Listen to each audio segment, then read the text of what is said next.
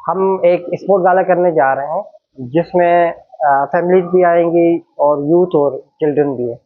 ये sport gala हम Sindh sport and youth affair department की ताउन से कर रहे हैं और मैं बहुत बेहद मशहूर हूँ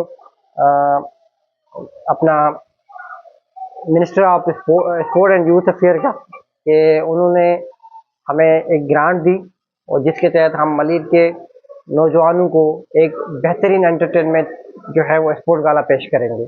इस स्पोर्ट गाला में मल्टीपल कम्युनिटीज आ रही हैं, मल्टीपल स्कूल्स आ रहे हैं और मैं तमाम जो मलिर के शहरी हैं उनको भी दावत दूंगा कि वो आए और इस स्पोर्ट गाला से लुत्फ़अंदोज़ हों। स्पोर्ट गाला 18 और 19 को होगा। मल्टीपल गेम्स जो है वो 19 को होंगी और ये होगा मोहम्मदी फुटबॉल ग्राउंड में।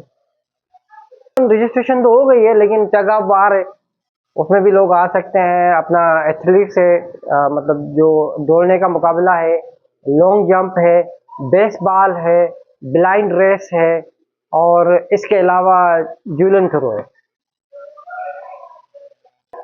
शिरकत करें, फैमिली के साथ शिरकत करें और नौजवानों की हौसला अफजाई करें और आपका ये अपने इलाके का टैलेंट है, इस टैलेंट को जो है आप अप्रिशिएट करें।